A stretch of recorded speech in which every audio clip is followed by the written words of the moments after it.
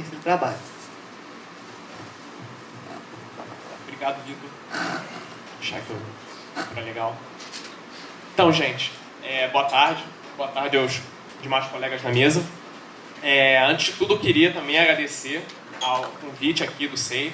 É muito bom, muito instigante estar numa mesa em que você tem essa união entre humanas e exatas, por mais que pareça ser uma briguinha trivial na maior parte das vezes, a grande verdade é que não é, né? E parte da minha fala hoje é exatamente evidenciar por que isso não é algo trivial. Por que essa falsa dualidade que existe é um projeto político que é extremamente prejudicial, não apenas no sentido acadêmico, mas no sentido político. Assim, diferente também dos meus colegas na mesa, eu ainda não entrei diretamente na parte acadêmica. Até hoje eu vivenciei o movimento popular, o movimento estudantil.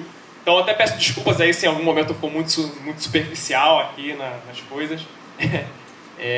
Enquanto a Tatiana não chega para a gente começar a derivar, eu vou ficar meio contido.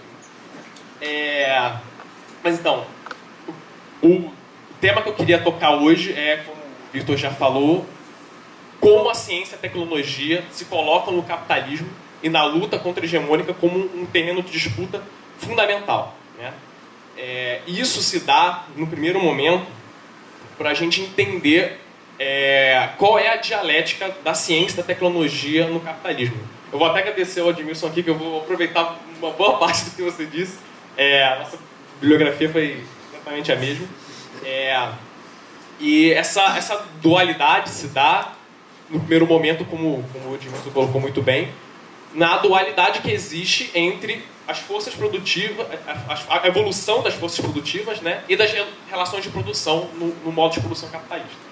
É fundamental entender isso, porque a gente não pode cair no debate, como o Wilson também falou, em tentar caracterizar a tecnologia como algo bom ou como algo ruim, como algo catastrófico ou como algo que tem que ser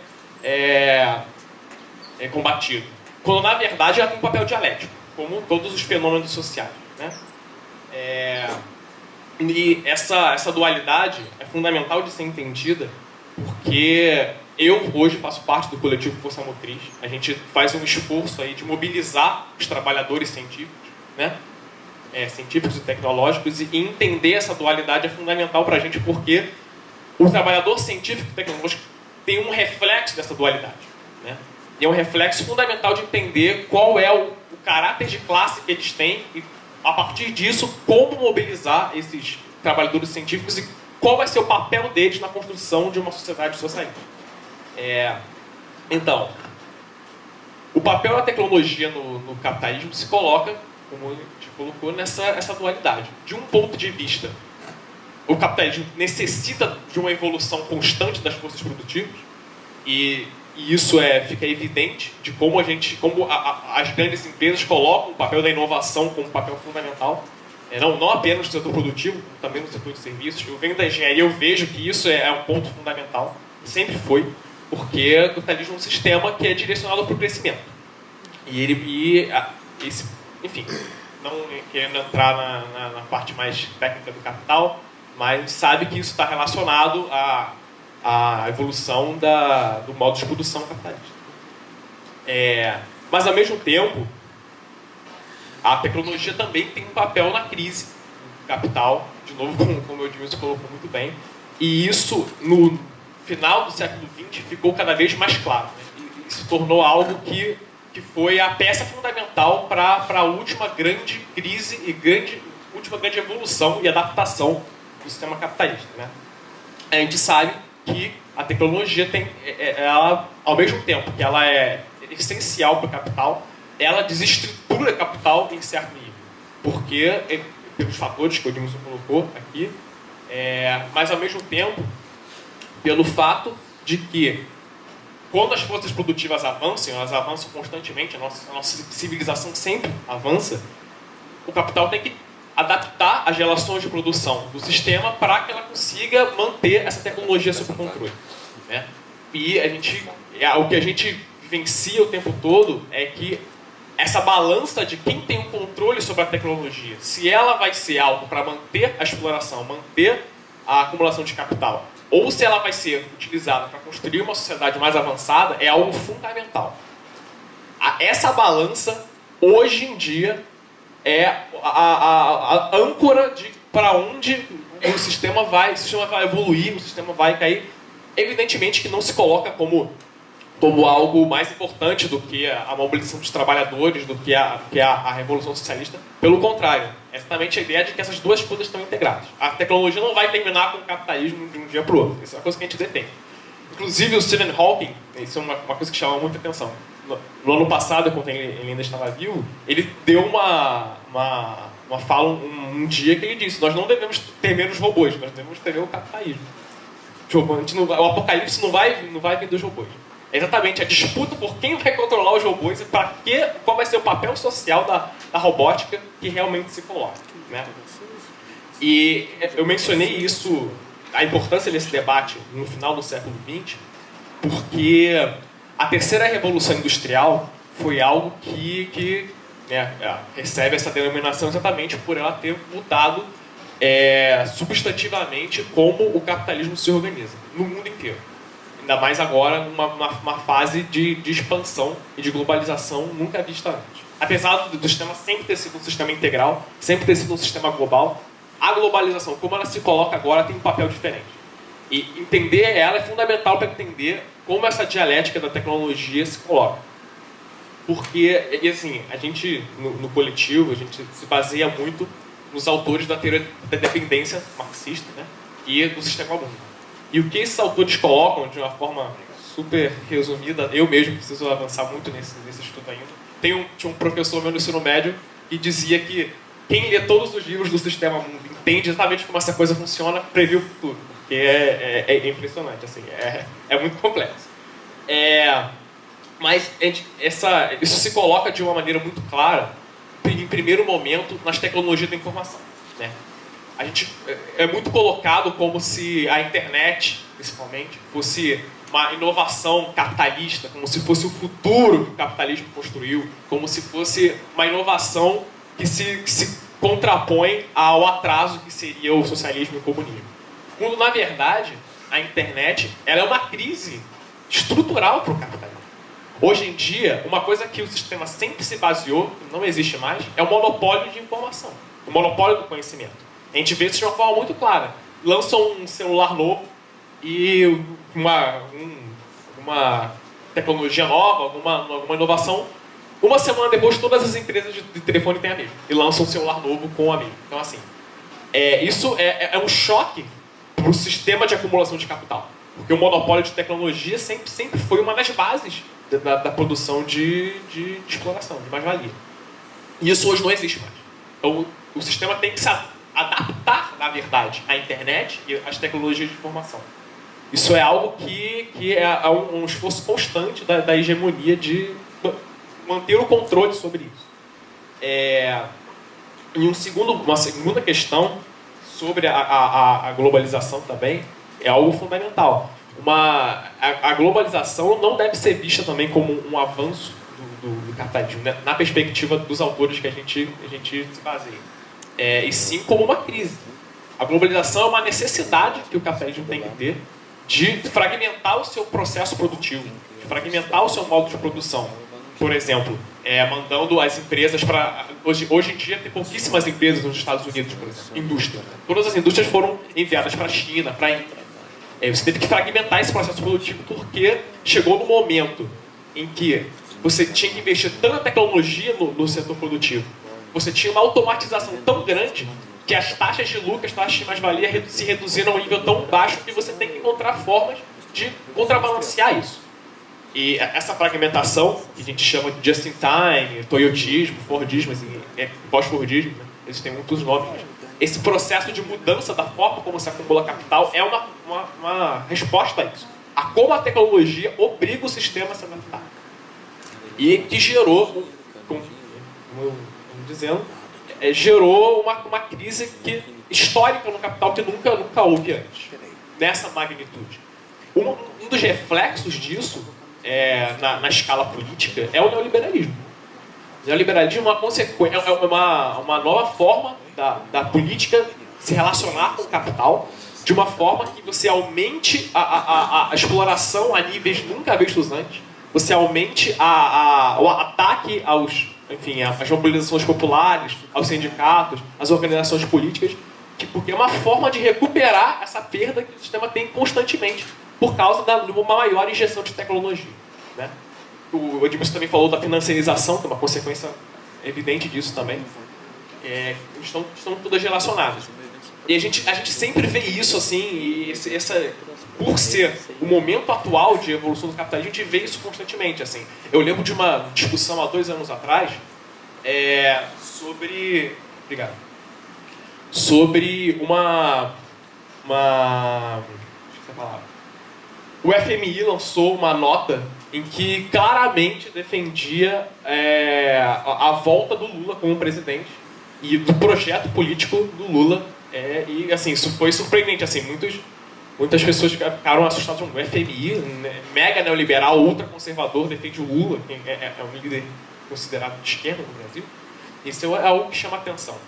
E a gente vê isso porque essa é ainda uma disputa que existe ainda dentro dentro do capital. Existe uma parte do capital que defende projetos como o do Lula, que defendem, enfim, existem 1 milhão de discussões de como definir isso, mas que defende uma política que se aproxima do que foi o estado de bem-estar social. Então, parte do capital ainda defende esse tipo de política como uma via para um capitalismo mais estável, em contradição à barbárie do neoliberalismo. Então, assim, eu só quis trazer esse ponto para discutir como esse novo momento impõe ao capital uma disputa interna para definir como manter esse controle. Enfim, essa dialética, agora passando mais para a questão do trabalhador científico, né? Essa dialética se coloca na vida do trabalhador científico, na função dele dentro da sociedade capitalista de uma forma fundamental.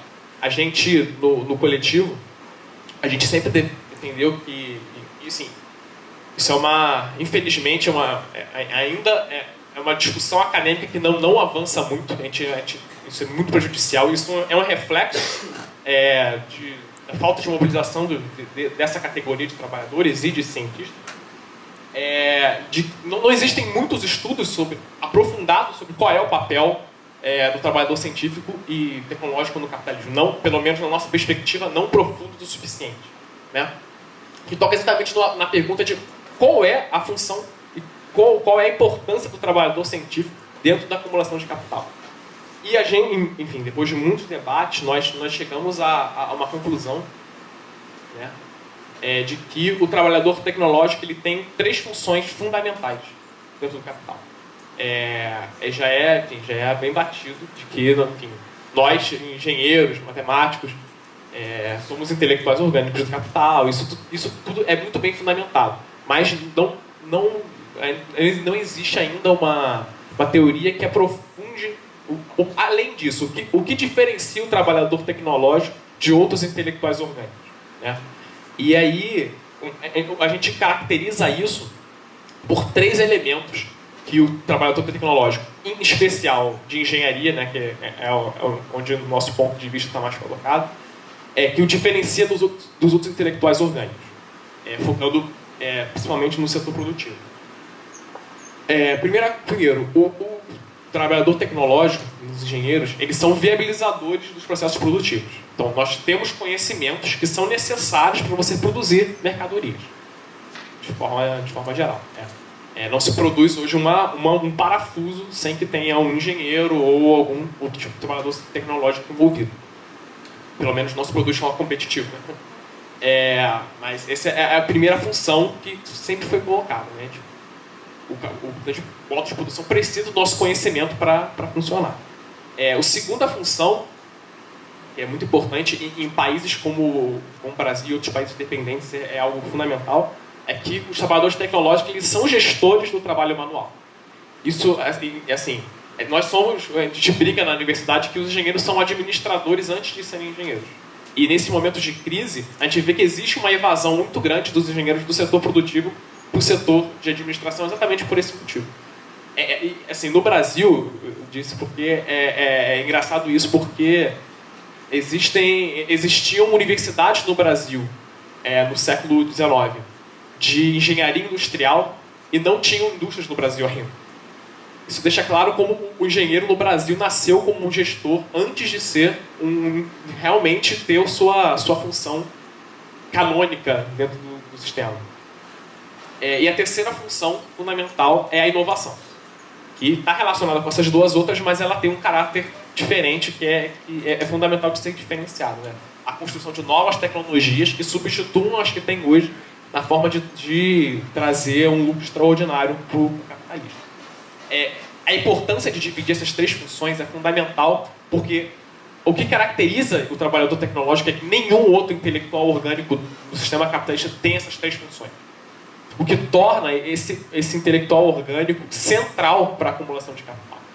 E isso se reflete, por exemplo, em algo que eu tenho do movimento estudantil na engenharia, a gente sente no primeiro momento, é que é muito difícil mobilizar os engenheiros e os estudantes de engenharia. Porque exatamente a formação dos engenheiros, a formação dos estudantes de engenharia, ela tem que ser ideologicamente fechada. O sistema não pode correr o risco de ter esses trabalhadores mobilizados, organizados politicamente, porque o trabalho deles é tão central para a acumulação de capital, que se você tem uma mobilização nesse setor, você gera um risco enorme para o sistema, né? E exatamente por essa razão que os cursos de engenharia eles são tão pesados, a carga horária é enorme, tem taxas de evasão e de reprovação absurdas, que chegam às vezes a 80%, 90%. Eu estava vendo aqui hoje, a taxa de reprovação de cálculo 1 na UFRJ hoje foi 70%. 70% dos estudantes que entraram na UFRJ não têm capacidade de passar em cálculo 1. É um absurdo. Mas exatamente pelo motivo de que você tem que ter um padrão imutável para o trabalhador de engenharia, porque ele tem que ser aquele certinho, frio, competitivo, individualista, e se ele não for, dá problema. E dá problema muito rápido. Uma greve de trabalhadores de engenharia para o país no dia, porque você precisa de engenheiros em todo o setor produtivo. Você para o setor produtivo de um país. Mas é extremamente difícil fazer isso. Muito, muito difícil. E isso se dá exatamente por o trabalhador tecnológico incorporar essa dualidade. O caráter de classe do trabalhador tecnológico ele tem uma dialética. A maior parte dos engenheiros não se identificam como trabalhadores. Eles têm uma remuneração muito alta, eles têm, como eu disse, uma ideologia muito fechada, construída durante a sua formação, que impede isso. Então, eles têm um bloqueio, não é nenhuma, a gente brinca assim na universidade, não é nenhuma despolitização, é uma apolitização. Eles têm uma negação a isso. Isso é construído, né? Isso é um projeto. E exatamente por essa razão, finalizando aqui a minha contribuição, de que nós do coletivo vimos esse trabalho político na engenharia e com os trabalhadores tecnológicos como algo urgente, né? Porque esse reflexo desse esforço do sistema de manter essa categoria sob controle é algo que tem que ser atacado. Exatamente pelo fato de ele ser tão defendido, de que ele precisa ser disputado, né? Isso, em um país como o Brasil, dependente, tão preso a uma condição de colônia, em que ainda, no Brasil, por mais que nós sejamos uma economia, uma das maiores economias do mundo hoje, nós ainda somos um país agrícola, né? A maior parte do nosso PIB ainda vem da produção de bens primários. Então, assim, ainda com esse elemento, mobilizar a engenharia, mobilizar os trabalhadores tecnológicos, não só mobilizá-los de forma isolada, mas integrá-los à luta total do proletariado é algo fundamental, né? E exatamente por essa razão de que o nosso coletivo ele não é isolado, né? A gente não simplesmente construiu o coletivo e mobiliza ele de forma única.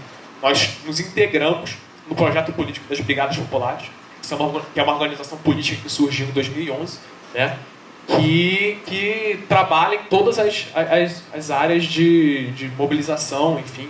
A gente tem um projeto político nacional e a nossa leitura é exatamente essa. Não basta mobilizar o trabalhador tecnológico se ele não se integra na luta com o resto dos trabalhadores. Porque não se muda o sistema apenas disputando a tecnologia. Se transforma o sistema colocando a tecnologia a favor da contra-hegemonia. Isso, assim, a nossa atuação vai exatamente nesse caminho. Hoje o coletivo é um coletivo de engenharia popular. Então, nós, além de mobilizar os engenheiros, além de participar do movimento estudantil, trazer novas pessoas, nós aplicamos o conhecimento que a gente recebe na universidade na construção de ocupações urbanas, que é um dos projetos prioritários das brigadas populares, que é construir comunas no Brasil. São estruturas territoriais, podem vir de ocupações, quilombos, áreas rurais, enfim, em que nós organizamos as pessoas nos seus territórios de vida ou de trabalho, são territórios que são auto-organizados, que têm autossustentação financeira, e a partir disso nosso objetivo é criar uma rede dessas comunas como uma forma de mobilizar e de fazer trabalho de base territorial, que é o que nós acreditamos que é a chave da mudança da política no Brasil. É o trabalho de base, é a construção de uma nova maioria, né? E a gente se integra nessa luta aplicando o conhecimento de engenharia. E aqui no Rio de Janeiro, nós atuamos na ocupação Povo Sem Medo, com um brochezinho aqui, que é uma ocupação que nasceu no fim do ano passado, que é no bairro da Pavuna, na comunidade da FICAP, que, por coincidência, né, nós engenheiros estamos atuando lá e a ocupação nasceu num antigo terreno industrial, que foi abandonado por mais de 30 anos.